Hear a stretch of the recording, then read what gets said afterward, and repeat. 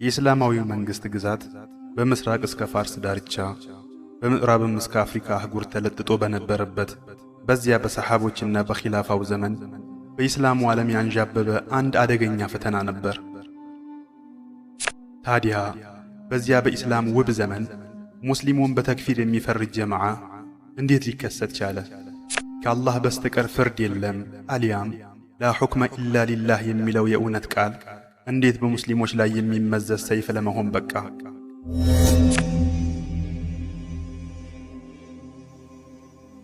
እነዚያ ኸዋሪጆች ተብለው የተጠሩትስ ቡድኖች እነማን ናቸው? የበደል ተቃዋሚ አብዮተኞች ነበሩ ወይስ የሃይማኖት ጥቅሶችን በጽንፈኝነት የተረጎሙ አክራሪዎች ነበሩ? ወይስ በወቅቱ በነበረው የፖለቲካ ትንቅንቅና የእርስ በርስ ጦርነት የወለዳቸው ተፈጥሯዊ ውጤቶች ነበሩ?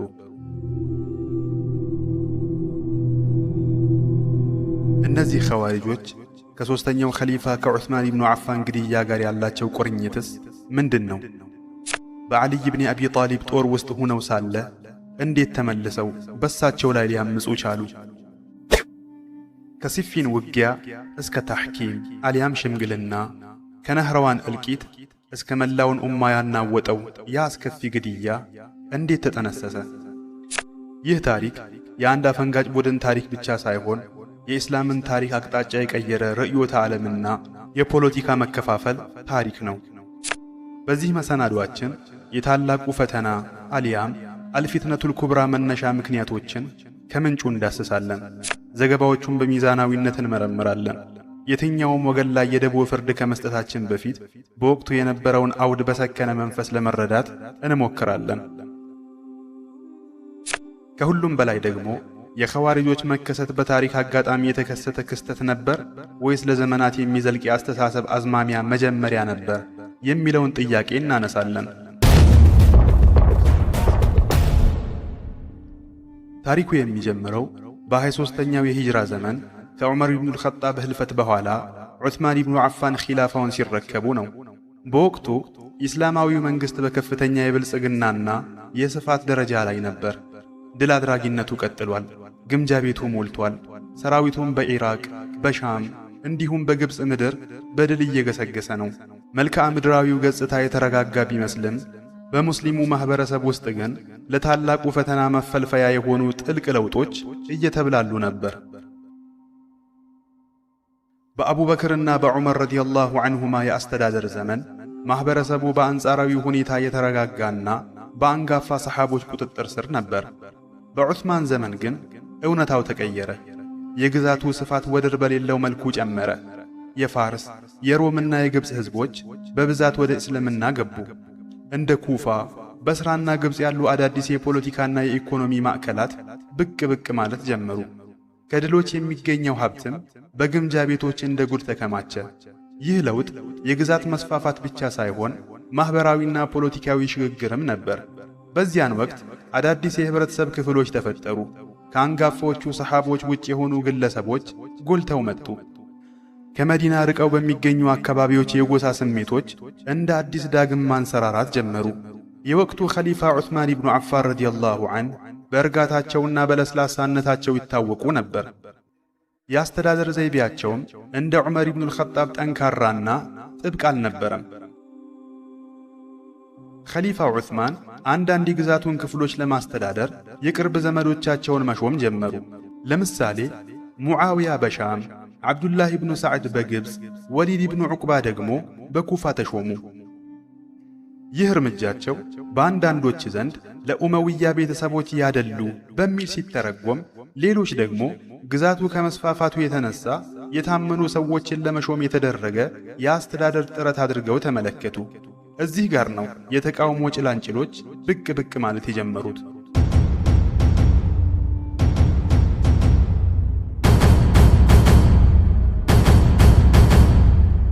ተቃውሞው በመጀመሪያው ወቅት በክህደት መፈረጅ ወይም የታጠቀ አመፅ አልነበረም።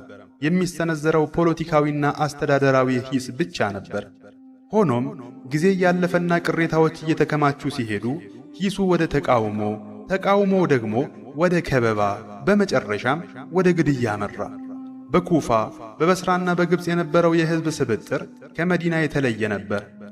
እዚያ የነበሩት አብዛኛዎቹ ሰሃቦች ሳይሆኑ አዳዲስ ሰለምቴዎችና የጎሳ ስሜት ያየለባቸው ወጣቶች ነበሩ። በእነዚህ አካባቢዎች በአገረ ገዢዎች ላይ ቅሬታ ያላቸው ቡድኖች ተፈጠሩ። ቅሬታቸውንም ወደ መዲና ይልኩ ጀመር። የአገረ ገዢዎች መለዋወጥ፣ የገንዘብ አከፋፈል ሁኔታና ዑስማን ቁርአንን በአንድ ወጥ ቅጂ እንዲሰበሰብ ማድረጋቸው ለተቃዋሚዎች እንደ ምክንያት ቀረቡ። ጊዜ እየገፋ ሲሄድ በዑስማን የሚመራው ኺላፋ ከአቡበክርና ከዑመር መንገድ አፈንግጧል የሚል አመለካከት ያለው የወጣቶች ስብስብ እንደ ጉድ ተፈጠረ። ይህ ስብስብ በወቅቱ እንደ ኸዋሪጅ ያለ አስተሳሰብ ባይዝም በኋላ ለሚመጣው የኸዋሪጅ አስተሳሰብ ግን ምቹ መደላድልን ፈጥሮ ነበር። በ35ኛው የሂጅራ ዘመን ክስተቶች እጅግ ተፋጠኑ።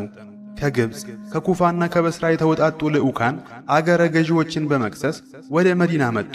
ውይይቶች ተካሄዱ። እንደ ዓሊይ ብን አቢ ጣሊብ፣ ጠልሓና ዙበይር ያሉ ታላላቅ ሰሓባዎች እርቅ ለማውረድ ሞከሩ። በመጨረሻም ተቃዋሚዎቹ ማስተካከያ ይደረጋል የሚል ቃል ተሰጥቷቸው ወደ መጡበት ተመለሱ።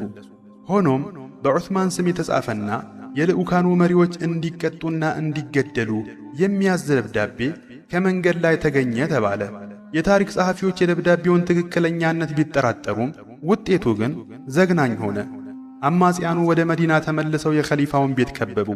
ከበባው ለ40 ቀናት ያህልም ቆየ። ዑስማንም ወደ መስጂድ ወጥተው እንዳይሰግዱ ተከለከሉ። ውሃም ተከለከሉ። ሰሓቦች ዑስማን ላይ ጥቃት እንዳይደርስ ሊከላከሉላቸው ቢሞክሩም ዓሊይም ልጆቻቸውን ለጥበቃ ቢልኩም ዑስማን ግን በእኔ ምክንያት የሙስሊም ደም በመዲና ውስጥ እንዲፈስ አልፈልግም በማለት መከላከሉን ውድቅ አደረጉ። በመጨረሻም በዙልሒጃ ወር 35ኛ ዓመተ ሂጅራ ጥቂት አማጽያን ወደ ቤታቸው ዘልቀው በመግባት ዑስማን ረዲየላሁ ዐንሁ ቁርአን እየቀሩ ሳለ ገደሏቸው።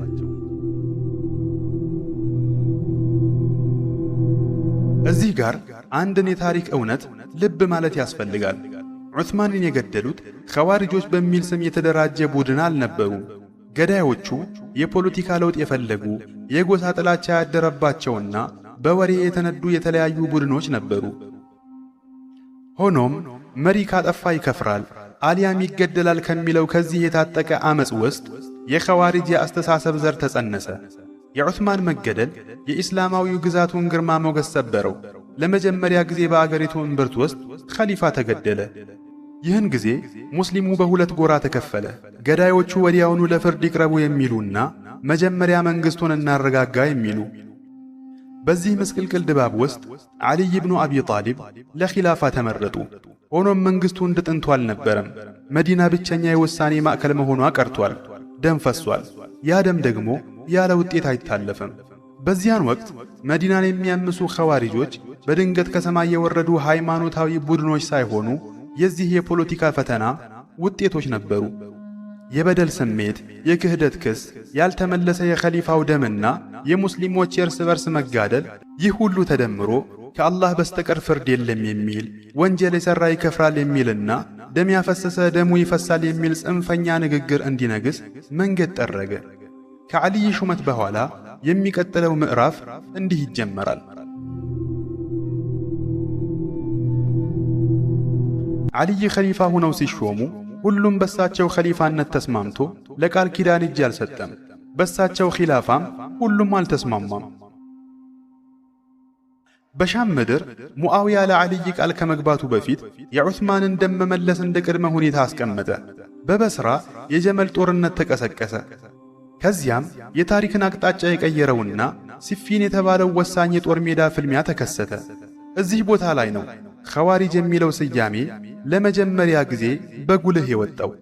ነገር ግን እነዚህ ሰዎች ራሳቸውን የቻሉ ቡድን ከመሆናቸው በፊት የዓሊይ ጦር ዋና አካልና የቅርብ ተዋጊዎች ነበሩ።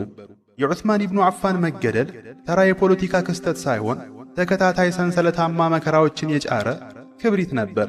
ከዚህ ምስቅልቅል ውስጥ ከዓሊይ ጦር እምብርትና ሃይማኖታዊ ከሆነ መፈክር ስር እውነት በእኛ እጅ ብቻ ነው የሚሉ ቡድኖች ከዓሊይ አፈነገጡ። በ35ኛው የሂጅራ ዘመን ዓሊ ብን አቢ ጣሊብ የሙስሊሙ መሪ ሆነው ቢመረጡም የግዛቱ አንድነት መሰንጠቅ ጀምሮ ነበር። በመዲና ቃል የተገባው ሹመት በሻም ተቀባይነት አላገኘም። የሻም ሀገረ ገዢው ሙዓዊያ የዑስማን ቅርብ ዘመድ በመሆናቸው በመጀመሪያ ደመ ከልቡ ይፈለግ የሚል አቋም ያዙ። መጀመሪያ ላይ ልዩነቱ የሃይማኖት ሳይሆን የፖለቲካ ነበር። ጥያቄው በቅድሚያ ገዳዮች ለፍርድ ይቅረቡ ወይስ መንግስት ይረጋጋ የሚል ነበር። ይህ የፖለቲካ ፍጥጫ ግን ወደ ደም አፋሳሽ ጦርነት አደገ። ከዚያም የኸዋሪጅ አስተሳሰብ ተወለደ። ዓሊ ረዲየላሁ ዐንሁ ሰይፍ ከመምዘዛቸው በፊት ኡማውን ለማስማማት ጥረት አድርገዋል። ለሙዓዊያ ደብዳቤዎችን በመላክ መንግስት ሲረጋጋና ገዳዮቹ በውል ሲታወቁ ፍርዱ ይሰጣል ቢሉም ሙዓዊያ ግን ደሙ መዘግየቱን እንደ በደል ቆጠረው። ውጥረቱ አይሎ በ37ኛው ዓመት በኤፍራጠስ ወንዝ ዳርቻ ሲፊን በተባለ ስፍራ የሁለቱ ወገን ጦር ተፋጠጠ። ሙስሊም ከሙስሊም ጋር፣ ሰሓባ ከሰሓባ ጋር ፊት ለፊት የተጋጠሙበት ያ አሳዛኝ የታሪክ ምዕራፍ ተከፈተ። ጦርነቱ ለሳምንታት ቀጠለ።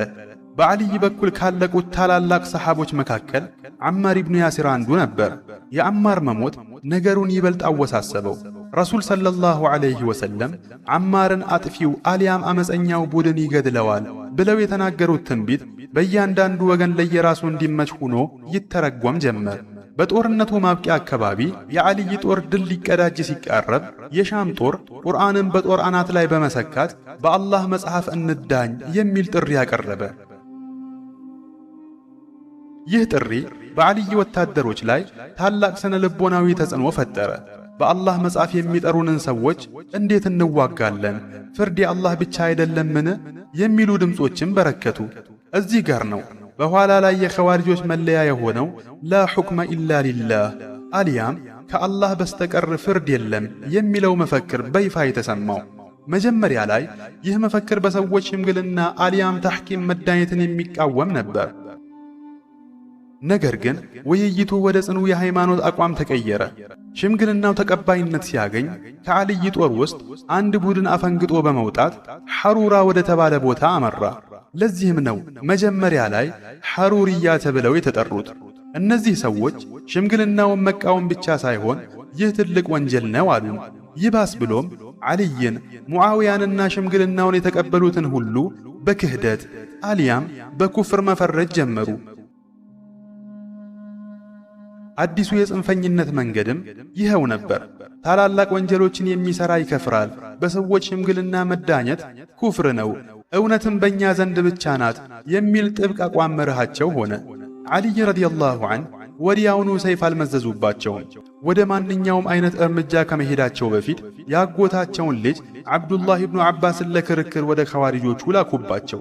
ኢብኑ ዓባስም ወደ ኸዋሪጆች ሰፈር በመሄድ በሦስት ዋና ዋና ነጥቦች ላይ ኸዋሪጆችን ሞገቷቸው።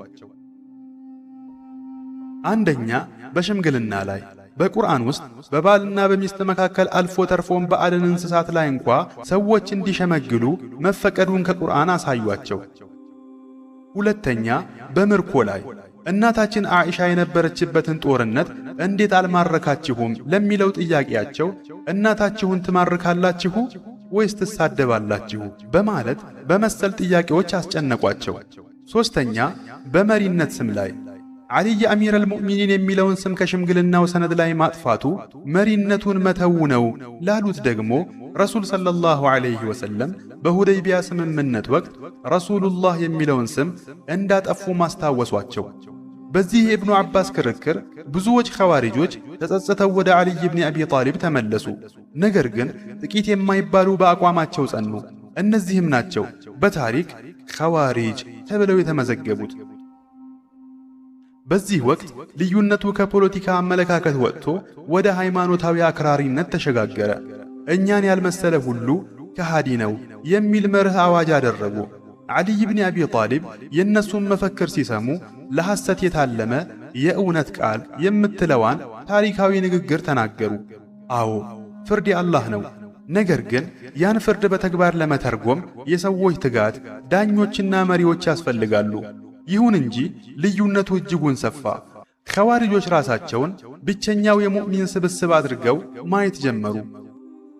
መጀመሪያ ላይ ዓልይ ጥቃት እስካልሰነዘሩ ድረስ አልነካቸውም ነበር።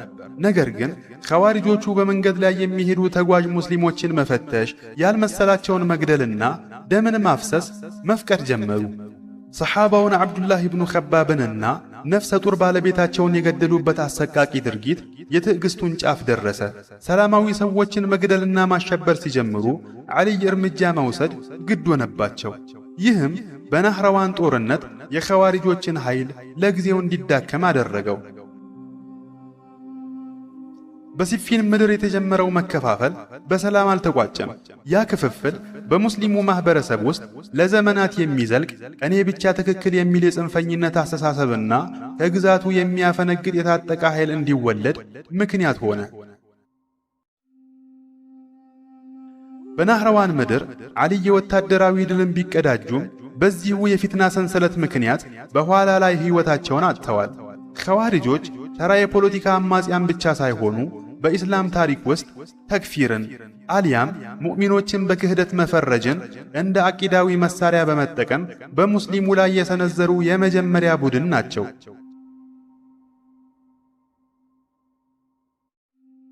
ከናህራዋን ፍልሚያና ከዓልይ ብን አቢ ጣሊብ ግድያ በኋላ ኸዋሪጆች መሪ ላይ ከሚያምጽ ቡድንነት አልፈው ግልጽ የሆነ የአቂዳ ፍልስፍና ያላቸው ኃይል ሆኑ። የታሪካዊ አደጋቸውን ጥልቀት ለመረዳት የፈጸሙትን ድርጊት ማወቅ ብቻ በቂ አይደለም። አመለካከታቸው ምን እንደሚመስል፣ ዓልይን ለማክፈር ምን እንደገፋፋቸው፣ እንዴትስ መላው ሙስሊም ወደ ማክፈር እንደደረሱና ታላላቅ ወንጀሎችን የሚፈጽሙትን አልያም አስሓቡል ከባኢሮችን ከእምነት ውጭ አድርገው ለምን እንደሚፈርጁ ማጤን ይገባል። ኢማን እምነት በሚለው ጽንሰ ሐሳብ ላይ ያርፋል። በአብዛኞቹ ሰሓቦችና በኋላም አህሉ ሱና ተብሎ በሚጠራው የኡማው አካል ዘንድ ኢማን በምላስ የሚነገር በልብ የሚታመንና በአካል ክፍሎች ተግባራዊ የሚደረግ ሲሆን በተገዥነት አልያም በጣዓ የሚጨምርና በአመፅ አልያም በማዕሲያ የሚቀንስ ነው። በኸዋሪጆች ዘንድ ግን ኢማን የማይከፋፈልና የማይሰነጣጠቅ አንድ ወጥ አካል ነው። በእነሱ እሳቤ አንድ ሰው ወይ ሙሉ አማኝ ነው፣ ካልሆነም ሙሉ ከሃዲ። በእነሱ ዘንድ አመፀኛ አማኝ አልያም ሙእሚኑን ዓሲ የሚባል መካከለኛ ቀጠና የለም። ኃጢአተኛ ሙስሊም አልያም ሙስሊሙን ፋሲቅ የሚባል ነገርም አይታወቅም። በእነሱ እይታ እንደ ዝሙት፣ አልኮል መጠጣት ወይም ነፍስ መግደል ያሉ ታላላቅ ወንጀሎችን የፈጸመ ሰው ክዷል አልያም ከፍሯል፣ ከእስልምናም ወጥቷል፣ በእሳት ውስጥም ለዘላለም ይኖራል። ይህ ድርቅ ያለ አረዳድ ከመላው ማህበረሰብ ጋር ፊት ለፊት አጋጫቸው። ኸዋሪጆች ይህንን ሲሉ በባዶ ሜዳ አልነበረም። በቁርአን አንቀጾች በተለይም በዛቻና በተግዛዝ አንቀጾች ይሞግቱ ነበር። በአላህ ሕግ ያልፈረዱ እነዚያ ከሃዲዎች ናቸው የሚለውን መሰል አንቀጾች እንደወረዱ ጥሬ ትርጉማቸውን ብቻ በመውሰድ በአላህ ሕግ ያልዳኘን ማንኛውንም መሪ በክህደት ይፈርጃሉ። ነገር ግን አንጋፋዎቹ ሰሓቦች ከእስልምና የሚያስወጣውን ታላቁን ክህደት አልያም ኩፍረል አክበርና ከእምነት የማያወጣውን ትንሹን ክህደት አልያም ኩፍረል አስገር በመለየት ይረዱ ነበር። ኸዋሪጆች ግን ይህን ልዩነት ለመቀበል ፈቃደኛ አልነበሩም። እዚህ ጋር ነው የአስተሳሰብ አድማሱ ልዩነት መስፋት የጀመረው። ኸዋሪጆች ወደ ኢስላማዊው መድረክ ይዘውት የመጡት እጅግ አደገኛው መርዝ ፖለቲካዊ ተክፊር ነው። ከነሱ በፊት ተክፊር በሐሳብ ልዩነት ወቅት እንደ መሳሪያ አይታወቅም ነበር። ሰሓቦች ይጋጫሉ እንጂ አይከፋፈሩም ነበር። ኸዋሪጆች ግን ዓልይ ሽምግልናውን ስለተቀበሉ ብቻ ከፈሩ አሉ። ዓልይን ያላከፈረውንም ሰው ካፊር አሉት። በዚህም ሰንሰለታማ ፍረጃ ሳቢያ ማክፈር፣ ደምን ሐላል ማድረግና መዋጋት በአስፈሪ ሁኔታ ቀጠለ። ምክንያቱም በእነሱ ዘንድ የከፈረ ሰው ደሙ አይከበርም። በኸዋሪጆች እይታ መሪነት አልያም ኢማማ ለቁረይሽ ጎሳ ብቻ እየተተዋ አይደለም። ማንኛውም ሳሊሕና ብቁ ሙስሊም የሐበሻ ባሪያ ቢሆን እንኳ መሪ ሊሆን ይችላል ይላሉ። ይህ በራሱ የእኩልነት መርህን የያዘ ቢመስልም አንድ እጅግ ከባድ ቅድመ ሁኔታ አክለውበታል። መሪው ስህተት ከፈጸመ ወይም አመፅ ውስጥ ከገባ ወዲያውኑ በእርሱ ላይ ማመፅ ሃይማኖታዊ ግዴታ ይሆናል። ጥቅምና ጉዳትን ማመዛዘን የማህበረሰቡን መረጋጋት መጠበቅ ወይም የሁከት ስጋት እነሱ ዘንድ ቦታ የለውም። በእነሱ እይታ መሪ ማለት ወይ ፍጹም ጻድቅ ካልሆነም መገደል ያለበት ካፊር። አንድ ነገር መዘንጋት የሌለበት ኸዋሪጆች በስነ ምግባር የተበላሹ ወይም ከዲን የራቁ ሰዎች ነበሩ ማለት አይደለም። ሰዎቹ በከፍተኛ አምልኮ፣ የዒባዳ ግትርነት፣ በረጅም ሰላት፣ በጾም ብዛት፣ በቁርአን ቂራአትና ለዱንያ ባለመጓጓት የሚታወቁ ነበሩ። እንዲያውም አንዳንድ ሰሓቦች የእነሱን የዒባዳ ብርታት አይተው ይደነቁ ነበር። ነገር ግን ችግሩ የዒባዳ ማነስ ሳይሆን የሸሪዓዊ ሕግጋቶችን መንፈስ የመረዳት ስንክሳር ነበር። ቁርአንን አብዝተው ያነባሉ፣ ነገር ግን የቁርአንን ጥልቅ ዓላማና የወረደበትን አውድ በትክክል አይረዱም ነበር። ለዚህም ነበር ነቢይ ሰለላሁ ዐለይሂ ወሰለም እነዚህም ቡድኖች በትንቢት መልኩ ሲገልጿቸው ቁርአንን ያነባሉ፣ ነገር ግን ከጉሮሯቸው አያልፍም በማለት የገለጿቸው። ከዚህ በኋላ የኸዋሪጆችን አደገኛ አስተሳሰብ ለመቋቋም ሁለት ዋና ዋና አመለካከቶች ተከሰቱ። አንደኛ የአህሉ ሱና ወልጀማዓ መንገድ። እነሱም ታላላቅ ወንጀሎችን የፈጸመ ሰው በኢማኑ አማኝ ቢሆንም በሠራው ወንጀል ሳቢያ ፋሲቅ አሊያም አመፀኛ ይባላል እንጂ ከእስልምና አይወጣም የሚል ሚዛናዊ አቋም ያዙ። ሁለተኛው የሙርጂአዎች መንገድ። እነዚህ ደግሞ ወደ ሌላኛው ጽንፍ በማጋደል ሥራ የኢማን አካል አይደለም የሚል ላላ ያለ አቋም አነገቡ። በዚህም መሠረት የኸዋሪጆች መከሰት በኋላ ላይ ለዕልመል አቂዳ አሊያም የእምነት ፍልስፍና ትምህርት እድገት አንዱ ምክንያት ሆኗል። ምክንያቱም ዑለማዎች እነዚህን ጽንሰ ሐሳቦች በጥንቃቄና በዝርዝር ለማብራራት ተገደው ነበርና። ኸዋሪጆች በኢስላም ታሪክ ውስጥ የመጀመሪያው ስልታዊና የተደራጀ አቂዳዊ ቡድን ናቸው ሊባሉ ይችላሉ። ከእነርሱ በፊት የነበሩ ልዩነቶች ፖለቲካዊ ወይም የኢጅቲሃድ ልዩነቶች ነበሩ። እነሱ ግን ፖለቲካዊ ልዩነትን ወደ ክህደት አሊያም ተክፊር ቀየሩት። ለአስተሳሰባቸው መስፋፋትም የሚከተሉት ምክንያቶች ተጠቃሽ ናቸው። አንደኛ በወቅቱ የነበረው የፊትና አሊያም የሁከት ድባብና የፈሰሰው ደም። ሁለተኛ ከሽምግልናው በኋላ የተፈጠረው የብስጭት መንፈስ። ሦስተኛ አስተሳሰባቸው ጥቁር ወይም ነጭ፣ ወይ አማኝ ወይ ከሃዲ በሚል በጣም ቀላልና ለተራው ሰው የሚገባ መስሎ መቅረቡ። አራተኛ በዛቻ አንቀጾች ላይ የተመሰረተ ጠንካራ ስሜታዊ ቅስቀሳ። በሁከትና በግርግር ወቅት ብዙ ሰዎች ውስብስብ ነገሮችን ከመመርመር ይልቅ እኛ ብቻ እውነት ላይ ነን፣ ሌላው ግን ጠፊ ነው የሚል ቁርጥ ያለና ስሜታዊ ንግግር ይማርካቸዋል። ኸዋሪጆች ይህንን የፍጹም ፍትሕ መፈክር ቢያነግቡም በተግባር ግን ፍጹም የሆነ ማገለልንና ጨካኝ እርምጃን አነገሱ። ቁርአን ይዳኘን አሉ። ነገር ግን የሰውን ልጅ የመረዳትና የማገናዘብ ችሎታ አሊያም ኢጅቲሃድን ውድቅ አደረጉ። ከኃጢአት የጸዳ ማኅበረሰብ ፈለጉ። ነገር ግን የደም ጎርፍ አፈሰሱ። በሂጅራ 40ኛው ዓመት ላይ ዓሊይ ብን አቢ ጣሊብ በዓብዱራሕማን ብኑ ሙልጀም እጅ ከተገደሉ በኋላ ኢስላማዊ መንግሥት ወደ አዲስ ምዕራፍ ተሸጋገረ። ሐሰን ብኑ ዓሊይ ለጥቂት ጊዜ መሪ ከሆኑ በኋላ በ41ኛው ዓመተ ሂጅራ ኡማው አንድ እንዲሆን ሲሉ ሥልጣናቸውን ለሙዓውያ ለቀቁ።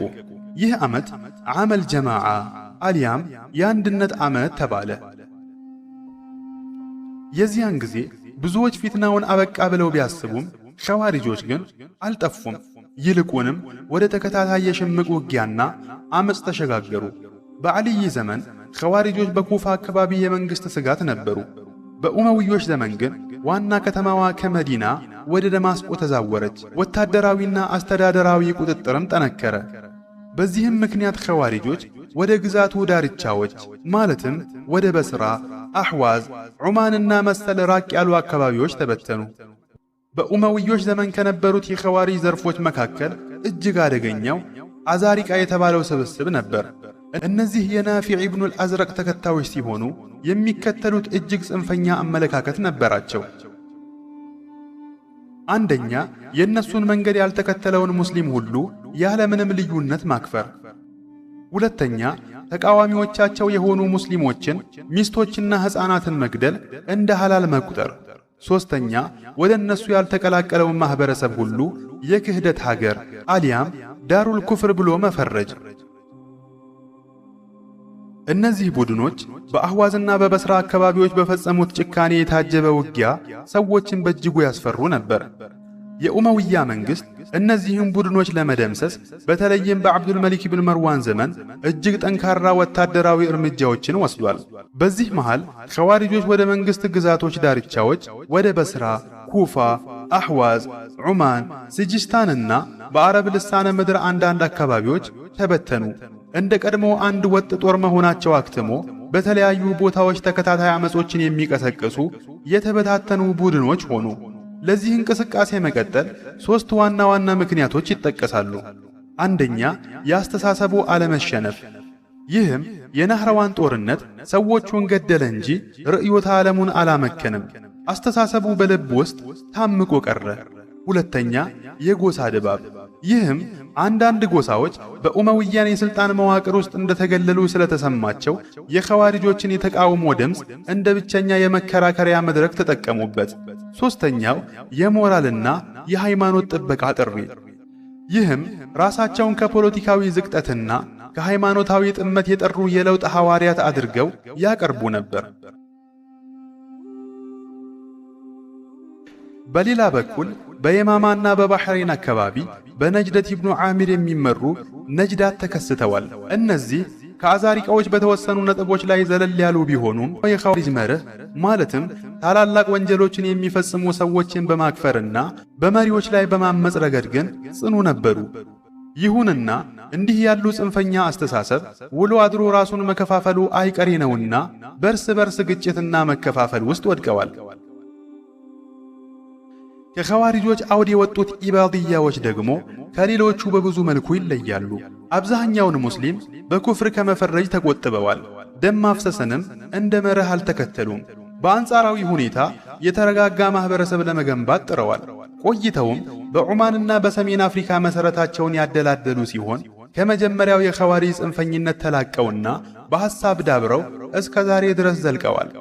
ይህም አንድ መነሻ ያለው አስተሳሰብ እንዴት ወደ ተለያዩ የልዩነት መንገዶች ሊፈስ እንደሚችል ትልቅ ማሳያ ነው።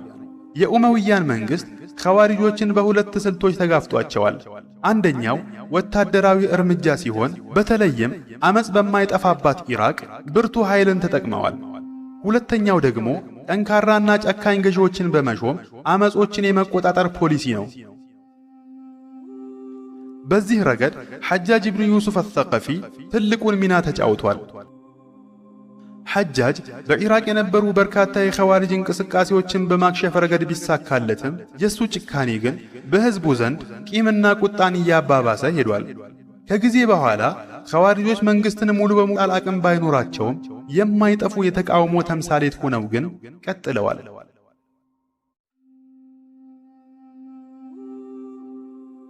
የመንግስት ቁጥጥር በላላበት አካባቢ ሁሉ የኸዋሪጅ አመጽ ይገነፍላል። የፖለቲካው ጫና በበረታ ቁጥር ደግሞ ከአላህ ውጪ ሌላ ፈራጅ የለም አሊያም ላ ሑክመ ኢላ ሊላህ የሚለው መፈክር ዳግም ይነሳል። ልክ አመድ ውስጥ እንዳለ ፍም ነበሩ። የሚገርመው ነገር ቁርአንን ዳኛ እናድርግ ብለው የወጡት ኸዋሪጆች እርስ በርስ በማያልቅ ግጭት ውስጥ መዘፈቃቸው ነው። እያንዳንዱ ቡድን ሌላውን ያከፍራል። እያንዳንዱ መሪ በትንሽ የሐሳብ ልዩነት የክህደት ክስ ይቀርብበታል። ሌላውን በማግለል የተመሰረተ አስተሳሰብ ውሎ አድሮ የቅርብ ወዳጆቹን ማግለል መጀመሩ የታሪክ ምጸት ነው።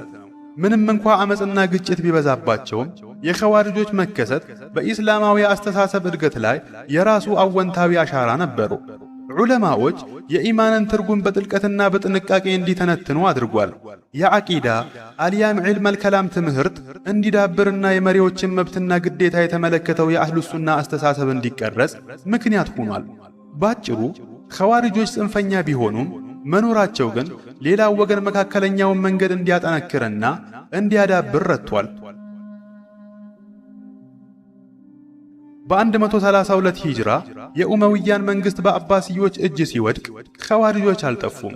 በዑማንና በሰሜን አፍሪካ ዳርቻዎች መኖራቸውን ቀጥለዋል።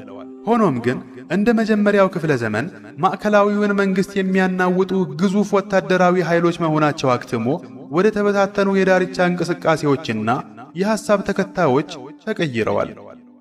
በኡመውያን ዘመን ኸዋሪጆች የሲፊንና የናህረዋን ጦርነት ትዝታዎች ብቻ አልነበሩም። ምቹ ሁኔታዎች በተፈጠሩ ቁጥር የሚቀሰቀሱ ዘላቂ አመፀኞች ሆኑ።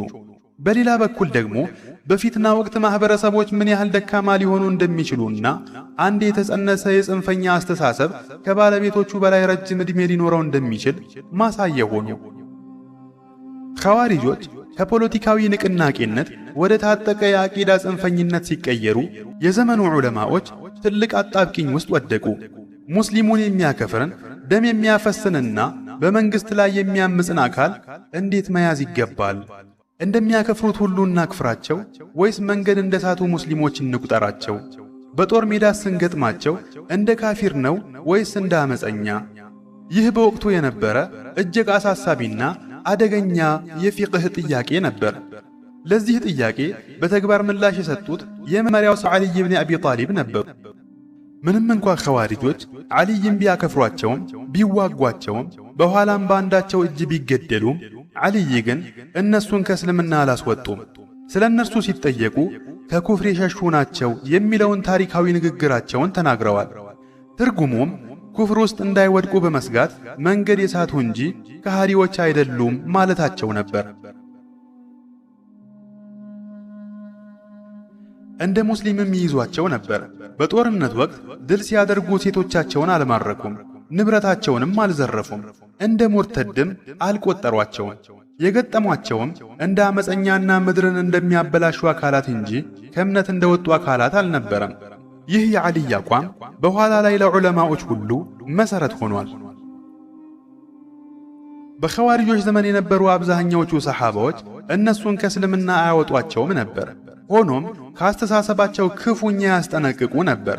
ለምሳሌ አብዱላህ ኢብኑ ዑመር ስለ እነሱ ሲናገሩ በከሃዲዎች ላይ የወረዱ የቁርአን አንቀጾችን ወስደው በምዕመናን ላይ አዋሉ ብለው ተችተዋቸዋል።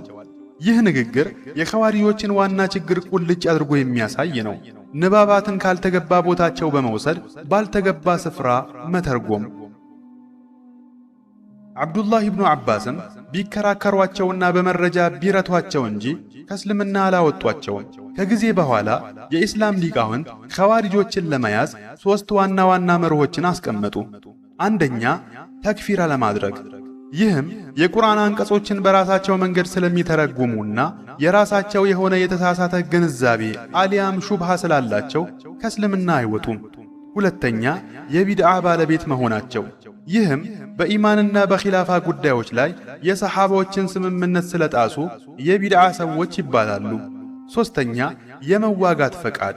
ይህም ሕዝብንና ማኅበረሰብን ከግርግርና ከጥፋት ለመጠበቅ ሲባል መሳሪያ አንስተው እስከመጡ ድረስ መመከት ይፈቀዳል። ይህ ሚዛናዊ አቋም ማኅበረሰቡ ወደ እርስ በርስ መከፋፈል ውስጥ እንዳይገባ ትልቅ ጋሻ ሆኗል። አዎን፣ ጥቂት ሊቃውንት በተለይም እነዚህ ኸዋሪጆች ሙስሊሙን በማክፈራቸውና ደም በማፍሰሳቸው ምክንያት እንደ ከሃዲ የቆጠሯቸው ቢሆንም በኢስላማዊ ታሪክ ውስጥ ያለው የላቀውና የገነነው አቋም ግን ሙስሊም የሆኑ መንገድ የሳቱ የቢድዓ ሰዎች እንጂ ከሃዲዎች አይደሉም የሚለው ነው። በኢስላማዊ ሕግ አሊያም ፊቅህ ውስጥ በቡጋት ወይንም በፖለቲካዊ ምክንያት በመሪ ላይ የሚያምፁና በኸዋሪጆች መካከል ልዩነት አለ።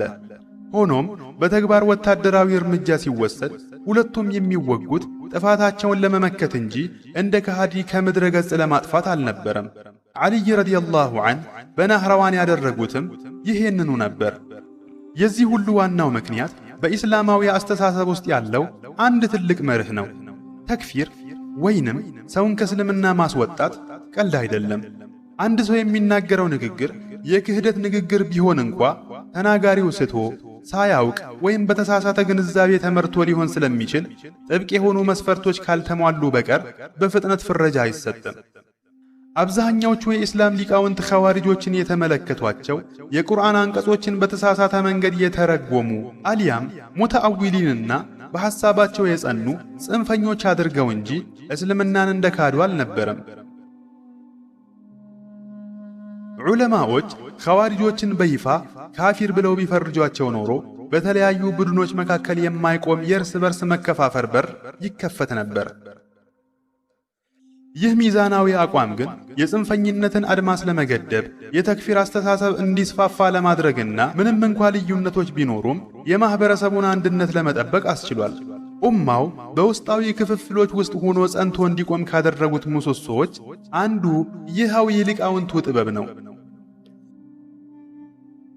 ከረሱል ሰለላሁ ዐለይሂ ወሰለም የተገኙ አንዳንድ ሐዲሶች ኸዋሪጆችን ቀስት ከአደን እንስሳው አካል ሰርጎ እንደሚወጣ ሁሉ እነርሱም ከዲን ይወጣሉ በማለት ይገልጿቸዋል። ይህንን ሐዲስ ሊቃውንቱ ሲተረጉሙት የአስተሳሰባቸውን መዛነፍና አደገኝነት ለመግለጽ እንጂ ሙሉ በሙሉ ከእስልምና መውጣታቸውን ለመፈረጅ አይደለም። ብዙዎቹ ሙፈሲሮች ሙሩቅ አሊያም መውጣት የሚለውን ቃል የተረዱት ከትክክለኛው የዲን መንገድ እጅግ መራቅን እንጂ የግድ ከእምነት አጥሮች ውጭ መሆንን አይገልጽም የሚል ነው። ከኸዋሪጆች ጋር በነበረው ግንኙነት ውስጥ ሁለት አደገኛ መንገዶች ነበሩ። አንደኛ ጽንፍ መርገጥ፣ ይህም እነሱን በማክፈር ያለምንም ገደብ ደማቸውን መፍቀድ። ሁለተኛ ቸልተኝነት፣ ይህም ድርጊታቸውን እያመካኙ ግርግርና ውክቢያ እንዲፈጥሩ መተው ነው። የአህሉ ሱና ዑለማዎች ግን በእነዚህ ሁለት ጫፎች መካከለኛውን መንገድ መረጡ። መከፋፈር አይቻልም፣ ነገር ግን ለጥፋትና ለሁከትም ቦታ አይሰጥም። የኸዋሪጆች ታሪክ በሰይፍ የታገዘ አመጽ ታሪክ ብቻ ሳይሆን በኡማው ውስጥ የሚከሰቱ ልዩነቶችን እንዴት ማስተናገድ እንደሚቻል የታየበት የመጀመሪያው ትልቅ ፈተና ነበር። ስህተትን በሌላ የባሰ ስህተት መመለስ ይገባልን? ጽንፈኝነትን በፍትህና በዲሲፕሊን መጋፈጥ አንችልም? የሚሉ ጥያቄዎች ምላሽ ያገኙበት የታሪክ ምዕራፍ ነው። ታላላቅ ሰሓቦችና ዑለማዎች የመረጡት መንገድ ለዘመናት የዘለቀ መመሪያ ሆኖ ቀርቷል። ኸዋሪጆች በታሪክ የመጀመሪያውን ፖለቲካዊ ተክፊር አሊያም በፖለቲካዊ አቋም ሰዎችን የማክፈር ሰንደቅ ዓላማ ያነሱ ቢሆኑም በታሪክ የመጨረሻዎቹ ግን አልነበሩም። ዑለማዎቹ ለነሱ የሰጡት ምላሽ ለወደፊት ጽንፈኝነትን እንዴት መጋፈጥ እንደሚቻል እንደ አርአያ የሚጠቀስ ነው። ይህም አንቀጾችን በጥልቀት መረዳት፣ በስህተትና በክህደት መካከል ያለውን ልዩነት ማወቅ፣ ጥፋትን በመመከት ረገድ ጽኑ መሆንና በፍርድ ወቅት ፍትህን አለማጣት ናቸው። ከዑስማን ኢብኑ ዓፋን ረዲየላሁ ዐንሁ መገደል ጀምሮ እስከ ዓሊይ ብን አቢ ጣሊብ ሸሂድነት ከሲፊን እስከ ናህረዋን ያሉትን ክስተቶች ስንቃኝ አንድ መሰረታዊ ጥያቄ ይነሳል። የኸዋሪጆች መከሰት የተወሰኑ ግለሰቦች ውጤት ነበር ወይስ የታሪክ አጋጣሚ የወለደው ድንገታዊ ክስተት? ዑስማን ባይገደሉ ኖሮ ኸዋሪጆች ይከሰቱ ነበር? በሲፊን ጦርነት ወቅት የእርቅ ድርድር ባይኖር ኖሮ ክፍፍሉ ይፈጠር ነበር? ወይስ በወቅቱ የነበረው ማህበራዊና ፖለቲካዊ መዋቅር እንዲህ አይነት ጽንፈኛ ቡድን ለመወለድ ቀድሞውኑ የተመቻቸ ነበር? በረሱል ሰለላሁ ዐለይሂ ወሰለም ዘመን ማህበረሰቡ አነስተኛና የተሳሰረ፣ መሪውም አንድ፣ ስህተት ሲፈጠርም በወህይ ወዲያውኑ የሚታረም ነበር። ከረሱል ሰለላሁ ዐለይሂ ወሰለም ህልፈት 30 ዓመት ባልሞላ ጊዜ ውስጥ የኢስላማዊ መንግስት ግዛት ከፋርስ እስከ ሰሜን አፍሪካ፣ ከአርሜኒያ እስከ የመን ተዘረጋ። ይህ ፈጣን መስፋፋት ግዙፍ ፈተናዎችን ይዞ መጣ። የተለየ ባህል ያላቸው አዳዲስ ህዝቦች ወደ እስልምናው መግባት፣ የሀብት መከማቸት፣ የአስተዳደር መወሳሰብና በተለያዩ ክፍለ ሀገራት የኃይል ማዕከላት መፈጠር ዋና ዋናዎቹ ነበሩ። ማህበረሰቡ እንደ ቀድሞ በመዲና ውስጥ ብቻ ተወስኖ የሚኖር መሆኑ አከተመ። አለመግባባቶችን በሰሓቦች አነስተኛ ምክክር ብቻ የሚፈቱበት ጊዜ አለፈ። ይህ ግዙፍ ለውጥ ነው እንግዲህ ለኸዋሪጅ አስተሳሰብ መፈልፈያ የሚሆን ምቹ አውድን የፈጠረው። የመጀመሪያው የሰሓቦች ትውልድ ከረሱል ሰለላሁ ዐለይሂ ወሰለም ቀጥተኛ ትምህርትና መመሪያ የማግኘት ዕድል ነበረው። ይሁንና በፈተናው ወቅት የዚያን መሠረት ዘመን ዝርዝር ታሪኮች ያልኖረ አዲስ ትውልድ መከሰት ጀመረ። ይህ ትውልድ በበድርና በኡሑድ አልተሳተፈም። ነቢያዊውን የውስጥ ማንነት ግንባታ አሊያም ተርቢያ በቀጥታ አልቀሰመም። ትውልዱ ያደገው በድልና በግዛቶች መስፋፋት ዘመን ነው። ከስኬቶች ጋር ተያይዞ ደግሞ አልፎ አልፎ ከመጠን ያለፈ በራስ መተማመን፣ ሌላ ጊዜ ደግሞ ሥርዓት ያልያዘ ሃይማኖታዊ ስሜት መታየት ጀመረ። ኸዋሪጆች በትክክል የበቀሉት ከዚህ ትውልዳዊ ድባብ ውስጥ ነበር። አንድ ታላቅ ኸሊፋ በማዕከላዊ ከተማ ውስጥ ሲገደል ሙስሊሞችን በጀመልና በሲፊን ጦርነቶች እርስ በርስ ሰይፍ ሲማዘዙ የሰዎች ስነ ልቦና መቀየሩ አይቀሬ ነው። የፈሰሰው ደም ከፍተኛ ድንጋጤን ፈጠረ። ድንጋጤ ደግሞ ነገሮችን በጥቁርና ነጭ የመወሰን ጥማትን ወለደ። በሰላም ጊዜ ሰዎች ነገሮችን በሂደትና በብልሃት ማየትን ይመርጣሉ። በሁከት ወቅት ግን ብዙዎች ወደ ፍጹማዊ መፍትሄዎች ያዘነብላሉ።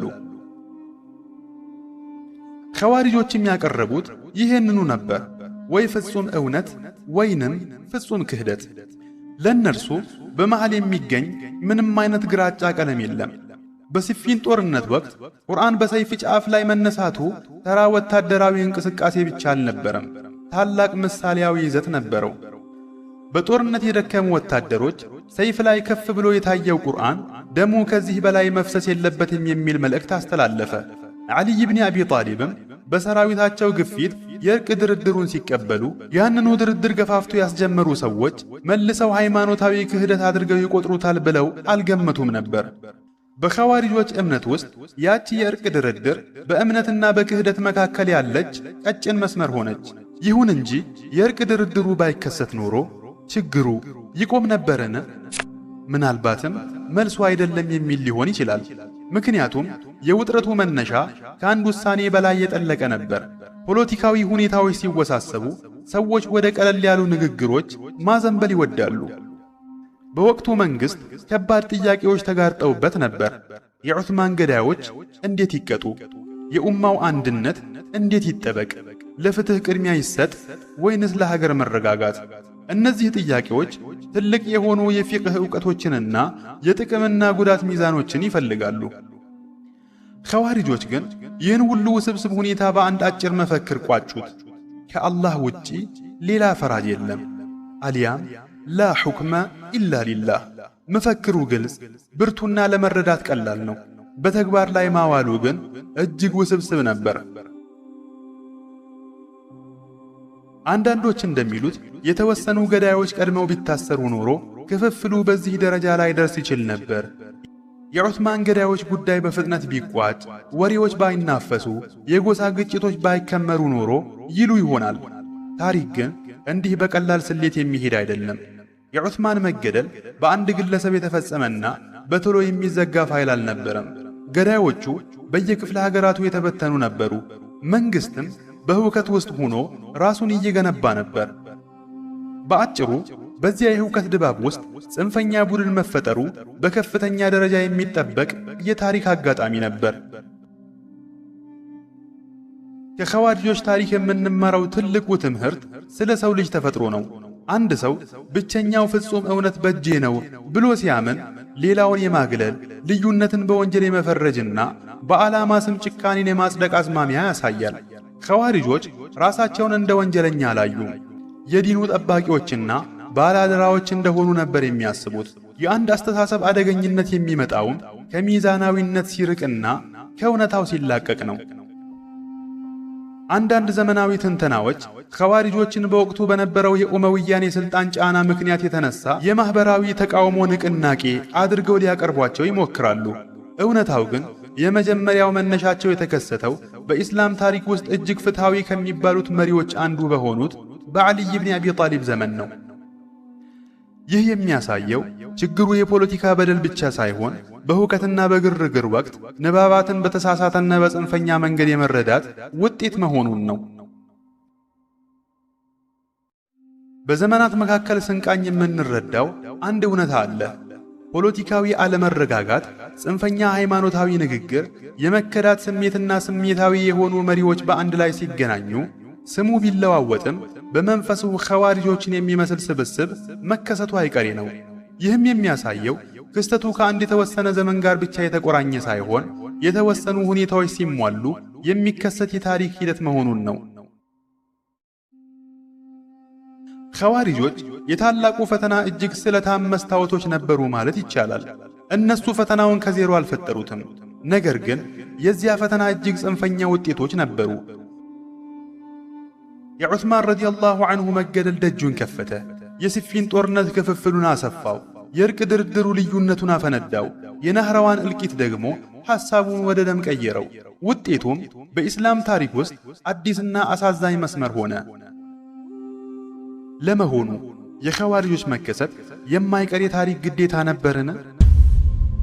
ምናልባት ሊቀየር የማይችል ዕጣ ፈንታ ባይሆንም በዚያ ውጥረት በነገሰበት ድባብ ውስጥ ግን ሊከሰት የሚችል ከፍተኛ ዕድል ነበረው። ሚዛኑን ያልጠበቀ የንባባት ትርጓሜ፣ ያለምንም ፍረጃ የሚፈስ ደምና ከአቅም በላይ በፍጥነት የሚስፋፋ ማህበረሰብ በአንድ ላይ ሲገጥሙ እንዲህ ያለው ጽንፈኛ ስብስብ መንገዱን አግኝቶ መውጣቱ የሚጠበቅ ነበር። በመጀመሪያው የሂጅራ ክፍለ ዘመን የነበረው ታላቅ ማዕበል ረገብ ሲልና የኸሊፋዎች ዘመን አልፎ የኡመውያንና የአባሲያን ዘመን ሲተካ ሌላ ምዕራፍ ተጀመረ። ይህም ስለ ኸዋሪጆች የመጻፍ ዘመን። የታሪክ ጸሐፊዎች ኸዋሪጆችን እንዴት ሳሏቸው? ታሪካቸው የተጻፈው በባላንጣዎቻቸው ብዕር ብቻ ነው ወይስ ይበልጥ ሚዛናዊ የሆኑ መረጃዎች ይገኛሉ? ይህ ምዕራፍ ትኩረቱ በጦርነቶች ላይ ሳይሆን በታሪካዊ ትውስታዎች ላይ ነው። ስለ ኸዋሪጆች የደረሱን አብዛኛዎቹ መረጃዎች የተገኙት ከእነርሱ ጋር ባላንጣ በነበሩ መንግስታት ጥላ ስር ከነበሩ የታሪክ ጸሐፊዎች ነው። እንደ ጠበሪ፣ ባላዙሪና ኢብኑ ከቲር ያሉ ታላላቅ ዑለማዎች ዘገባዎቹን ከተለያዩ የመረጃ ምንጮች በተለይም ከኢራቅና ከሻም አሰባስበው ዘግበውታል። በእነዚህ ድርሳናት ውስጥ የተሳለው ምስል ግልጽ ነው። ኸዋሪጆች ሙስሊሙን የሚያከፍሩ፣ ደም ማፍሰስን የሚፈቅዱና በመንግስት ላይ የሚያምፁ ጽንፈኞች ተደርገው ተገልጸዋል። ነገር ግን ጥያቄው ይህ ምስል ሙሉውን እውነት ይገልጻል ወይስ የታሪኩ አተራረክ በፈጠረው ጫና ምክንያት አንዳንድ ዝርዝር ጉዳዮች ተዘንግተዋል? በመጀመሪያዎቹ ክፍለ ዘመናት የነበረው የታሪክ አጻጻፍ እንደ ዘመናዊው የታሪክ ምርምር ሁልጊዜም ገለልተኛ ነበር ማለት አይቻልም። የታሪክ ጸሐፊው የደረሰውን ዘገባ ያለ ጥልቅ ትንተና ሊመዘግብ ይችላል። እንደ ኸዋሪጅ ባሉ ስሱ ጉዳዮች ላይ ደግሞ ዘገባዎቹ ወደ ጥፋታቸውና ወደ ጽንፈኝነታቸው ማዘንበላቸው የሚጠበቅ ነው። ሆኖም ኸዋሪጆች በተለያዩ ጊዜያት መጠነ ሰፊ ጥቃትና ሁከት መፈጸማቸውን መካድ አይቻልም። ስለዚህ እውነታው በሁለት መሃል ነው። ዘገባዎቹ የባላንጣዎቹ ቢሆንም የሚገልጿቸው ድርጊቶች ግን እውነት ነበሩ። የዕልመል ከላም አሊያም የዓቂዳ ትምህርት እያደገ ሲመጣ ዑለማዎች ስለ ቡድኖች ልዩነት ለይተው መጻፍ ጀመሩ። ለምሳሌ አቡል ሐሰን አልአሽዓሪ በመቃላት አልኢስላሚይንና ሻህረስታኒ በአልሚለል ወኒሐል ኪታባቸው ላይ ጉዳዩን ከፖለቲካ ባለፈ ወደ ዓቂዳ ወሰዱት። ኸዋሪጆች ታላላቅ ወንጀሎችን የሚፈጽሙ ሰዎችን በማክፈራቸውና በመሪዎች ላይ መሳሪያ አንስተው በመውጣታቸው ምክንያት መንገድ የሳቱ አልያም ዳሊን ተብለው ተመደቡ። የሚገርመው ግን አንዳንዶቹ ኪታቦች አስተሳሰባቸውን ለማጣጣል ብቻ ሳይሆን የአስተሳሰባቸውን መዋቅር ለመረዳት ሲሉ ንግግራቸውን በጥንቃቄ ለመዘገብ መሞከራቸው ነው። አብዛኛዎቹ ጽንፈኛ የኸዋሪጅ ዘርፎች የራሳቸውን የጽሑፍ ቅርጽ ሳይተዉ ጠፍተዋል። ሆኖም ከጽንፈኝነት የራቁት ኢባድያዎች የራሳቸውን ድርሳናትና የታሪክ ትርክቶች ጠብቀው አቆይተዋል። በእነሱ ትርክት መሠረት የመጀመሪያው ዓመፅ አሊያም ኹሩጅ ሃይማኖታዊ ክህደት ሳይሆን የተፈጸመውን የእርቅ ድርድር አሊያም ተሕኪም እንደ ከባድ ፖለቲካዊ ስህተት በመቁጠር የተነሳ ተቃውሞ ነው። እዚህ ጋር ሌላ የታሪክ እይታ እንመለከታለን። ኸዋሪጆች ደም የተጠሙ ወንጀለኞች ብቻ ሳይሆኑ ለቆሙለት መርህ የሚታገሉ ንቅናቄዎች እንደሆኑ አድርገው ራሳቸውን ይገልጻሉ። ባጭሩ የፖለቲካ ታሪክ ጸሐፊው ትኩረቱን በጦርነቶች በግድያዎችና በአመጾች ላይ ሲያደርግ፣ የፊቅህና የአቂዳ ምሁር ደግሞ በኢማን ትርጉም፣ በተክፊር ህግጋትና በመሪ ላይ የማመጽ አልያም ኹሩጅ ህጋዊነት ላይ ያተኩራል። የታሪኩ አተራረክ እንደየዘርፉ ሊለያይ የቻለውም ለዚህ ነው። በታሪክ ድርሳናት ዘንድ ኸዋሪጆች እንደ አመፀኛ ንቅናቄ ይፈረጃሉ። በዓቂዳ ኪታቦች ደግሞ የሐሳብ ጥመትና ምልክቶች ናቸው። በዘመናችን ያሉ አንዳንድ ዑለማዎች ግን የኸዋሪጆችን ታሪክ ከቀጥተኛ ውንጀላ ነፃ በሆነ መልኩ ዳግም ለማንበብ ሞክረዋል። እነዚህ ዑለማዎች እንደሚገምቱት ከሆነ ኸዋሪጅነት በፖለቲካዊ መገለልና በስልጣን ማዕከላዊነት ላይ የተነሳ የማህበራዊ ተቃውሞ ድምፅ ነው፣ አሊያም በስልጣን ጥመኞች የተገፉ ነገዶች የሮሮ መገለጫ ነው። ይህ ቅኝት የእምነት ጽንፈኝነታቸውን ባይክድም ለጽንፈኝነታቸው መነሻ የሆኑ ምክንያቶችን ግን ለመተንተን ይሞክራል። ባጭሩ ኸዋሪጆችን እንደ ሃይማኖታዊ ጥመት ብቻ ሳይሆን እንደ ፖለቲካዊና ማህበራዊ ክስተት ይመለከቷቸዋል። ጊዜ እያለፈ ሲመጣ ኸዋሪጅ የሚለው ስያሜ እነዚያን ታሪካዊ ቡድኖች ለመግለጽ ብቻ መጠቀሙ ቀርቶ የሙስሊሙ ማህበረሰብ ከሃዲ አሊያም ተክፊር ለሚያደርግ በሃይማኖት ስም መሳሪያ ለሚያነሳና የሐሳብ ልዩነትን ለማስተናገድ ማንኛውንም ወገን መጠሪያ ተምሳሌት ሆኗል።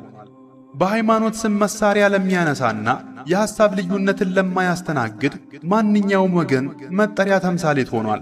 ስሙ ከታሪካዊ መገለጫነት ወደ ሐሳባዊ ምልክትነትም ተሸጋግሯል። አብዛኛው የታሪክ ዘገባ ትችት ቢሰነዘርባቸውም አንዳንድ የታሪክ ጸሐፍት ግን የሚደነቁ ስብዕናዎቻቸውንም ሳይጠቅሱ አላለፉም። ለምሳሌ በውጊያ ላይ ያላቸው ጀግንነት፣ ለዱንያ ያላቸው ግዴለሽነትና ለሚያምኑበት ነገር ያላቸው ጽኑ ታማኝነት ይጠቀሳል። ሆኖም እነዚህ መልካም የሚባሉ ጠባዮቻቸው የሰውን ደም በመፍቀዳቸው ምክንያት የሚሰነዘርባቸውን ጥንካሬ አላቀለለውም። የአንድ ወገን ታሪክ በዘመናት በዘለቀ ጥልና ቅራኔ ውስጥ ሲጻፍ የተዛባ ምስል መፈጠሩ አይቀሬ ነው። በመሆኑም የዘመኑ ተመራማሪ የታሪክ ዘገባዎችን ማነጻጸር፣ ፖለቲካዊ ሁኔታውን መረዳትና በክስተቱና በአስተያየት መካከል ያለውን ልዩነት መለየት ይኖርበታል። ይህ የሚደረገው ኸዋሪጆችን ነፃ ለማውጣት ሳይሆን ማንነታቸውን በጥልቀት ለመረዳት ነው። በመጨረሻም በኢስላም ታሪክ ውስጥ የኸዋሪጆች ምስል በሦስት እርከኖች ተገንብቷል። የመጀመሪያው የክስተት እርከን እውነተኛ ጦርነቶችና አመጾች፣ ሁለተኛው የአቂዳ እርከን በእምነትና በክህደት ዙሪያ ያሉ ጥልቅ ልዩነቶች፣ እናም ሦስተኛው የትውስታ እርከን እነሱን በሚቃወሙ መንግስታት ጥላ ስር የተቀረጸ የታሪክ ትረካ ናቸው። እነዚህን እርከኖች መረዳታችን የታሪኩን መጽሐፍ ካለማድላት እንድናነብ ይረዳናል። ኸዋሪጆች በመጀመሪያው ክፍለ ዘመን የተነሱ ተራ ቡድኖች ብቻ ሳይሆኑ በታሪክና በአቂዳ መጽሐፍት ውስጥ የማይፋቅ ምዕራፍ ሆነዋል። ምንም እንኳ እንደ ጽንፈኛ ቡድን ቢሳሉም በሁከትና በፈተና በታጠረ ዘመን ውስጥ የተፈጠሩ ውጤቶች ጭምር ናቸው። የናህራዋን ጦርነት ሲያበቃ ብዙዎች የኸዋሪጆች ታሪክ ያከተመ መስሏቸው ነበር። በወታደራዊ መስክ ተሸነፉ። አብዛኛዎቹ መሪዎቻቸው ተገደሉ። የተረፉትም በየገጠሩና በየበረሃው ተበተኑ። ሆኖም ሐሳብን በሰይፍ ማሸነፍ ግን አይቻልም። ከጦርነቱ የተረፉት ራሳቸውን እንደ አመፀኛ ሳይሆን እንደ ግፉአን ነበር የሚቆጥሩት። በእነሱ እይታ የተሸነፉት ስህተት ስለነበሩ ሳይሆን ኡመቱ ሐቅን ስለከዳ ነው በሚል ያምኑ ነበር። እዚህ ጋር ነው ትልቁና አደገኛው ሽግግር የተከሰተው። ልዩነቱ በፖለቲካዊ ጉዳዮችና በሽምግልናው ላይ ብቻ መወሰኑ ቀርቶ ወደ ተሟላ የተክፊር አቂዳ ተቀየረ። አንዳንዶቹም በዓልይና በሙዓዊያ ላይ ክህደትን ያልመሰከረ ራሱ ካፊር ነው፣ በሁለቱ የግልግል ዳኞች ላይ ክህደትን ያልመሰከረ ራሱም ካፊር ነው፣ ወደኛ ሂጅራ ያላደረገ ካፊር ነው ማለት ጀመሩ። ይህ አስተሳሰባቸውም በታሪካቸው ውስጥ ወደ ተከሰተው እጅግ አደገኛና ዘግናኝ ድርጊት መራቸው። ከናህራዋን ሽንፈት በኋላ 3 ኸዋሪጆች መካ ውስጥ በሐጅ ወቅት ተገናኙ። የታሪክ ዘገባዎች እንደሚጠቁሙት ከሆነ የዚህችን ኡመት ሁኔታ ሊያስተካክል የሚችለው የጥመትን መሪዎች መግደል ብቻ ነው በሚልም ተመካከሩ። በዚህም መሰረት 3 ታላላቅ ሰዎችን በአንድ ሌሊት ለመግደል ተስማሙ። አራተኛውን ኸሊፋ ዓሊይ ብን አቢ ጣሊብን፣ ሙዓዊያንና ዓምር ብኑ ልዓስን። ዓላማቸውም ግልጽ ነበር። በእነሱ እይታ ፍርዱ የአላህ ብቻ እንዲሆን እነዚህን የፖለቲካ ግጭቱ ቁንጮዎች ማስወገድ ግድ ይላል። የግድያ ተግባሩም እንዲህ ተከፋፈለ። ዓብዱራሕማን ኢብኑ ሙልጀም አልሙራዲ ዓሊይን፣ አልበክር ኢብኑ ዓብዱላህ ሙዓዊያን፣ ዓምሩ ብኑ በክር አተሚሚ ደግሞ ዓምር ብኑ ልዓስን ለመግደል ቃል ገቡ። ይህ በኢስላማዊ መንግሥት ታሪክ ውስጥ የመጀመሪያው የተቀነባበረ ፖለቲካዊ ግድያ ነበር።